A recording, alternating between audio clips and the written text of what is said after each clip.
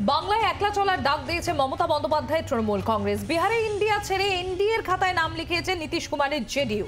রাহুলের ন্যায় যাত্রার মধ্যেই পূর্ব ভারতে জোড়া ধাক্কা কংগ্রেসে।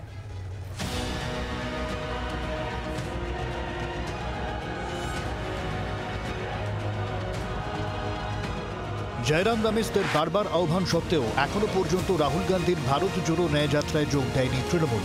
উল্টে কংগ্রেসের ঘাড়ে দায় চাপিয়ে লোকসভা ভোটে বাংলায় একলা চলার কথা ঘোষণা করেছে মমতা বন্দ্যোপাধ্যায়ের দল। বাংলার পড়শি রাজ্য বিহারে জোটের দশা আরও বেহাল। সে রাজ্যে রাহুল গান্ধী পা রাখার আগের দিনই ঘটে গিয়েছে পালাবদল।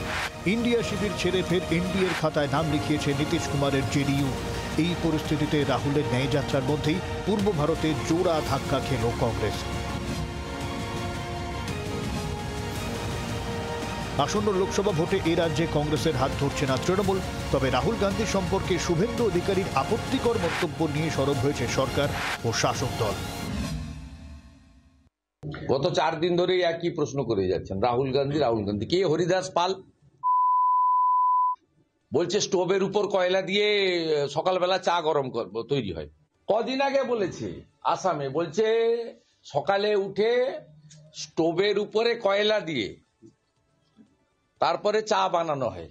স্টোভের উপরে কয়লা দেওয়া হয় আমি তো কই দেখিও নি শুনিও নি। আর কত নামবে শুভেন্দু অধিকারী? আর কতটা নিচে নামাবে গোটা রাজনীতিকে? শুভেন্দু অধিকারীর উচিত এই ধরনের শব্দ প্রয়োগের জন্য প্রকাশ্যে জনগণের কাছে যে আমি এই ধরনের খারাপ কথা আর বলবো না বলে ক্ষমা চেয়ে নেয়া। কখনো মমতা বন্দ্যোপাধ্যায়কে আক্রমণ করছেন, কখনো অভিষেক বন্দ্যোপাধ্যায়কে আক্রমণ করছেন, কখনো রাহুলকে অপমানের অভিযোগে সরব প্রদেশ কংগ্রেসও। ইতিমধ্যেই রাজ্যের একাধিক থানায় শুভেন্দুর বিরুদ্ধে অভিযোগ দায়ের করা হয়েছে। একই সঙ্গে রাজ্য প্রশাসনের বিরুদ্ধেও সরব হয়েছে হাত শিবির। জানা গিয়েছে 31শে জানুয়ারি মালদায় ঢুকবে কংগ্রেসের ন্যায়যাত্রা। সেদিন রতুয়া থানার ভালুকায় সেচ দপ্তরের গেস্ট হাউসে রাহুলের মধ্যাহ্নভোজের আয়োজন করতে চেয়েছিলেন প্রদেশ কংগ্রেস নেতারা। তার জন্য মালদা জেলা কংগ্রেসের তরফে প্রশাসনের কাছে লিখিত আবেদনও করা হয়, কিন্তু তার অনুমতি দেয়নি জেলা প্রশাসন। একইভাবে 1 ফেব্রুয়ারি বহরমপুরে কংগ্রেসের ন্যায় যাত্রা রয়েছে। সেদিন রাহুলদের রাত্রিবাসের জন্য বহরমপুর স্টেডিয়াম যাওয়া হয়েছিল, সেই অনুমতিও বাতিল করে দিয়েছে জেলা প্রশাসন। বাংলার মতো বিহার নিয়েও খুব একটা স্বস্তিতে নেই কংগ্রেস শিবির।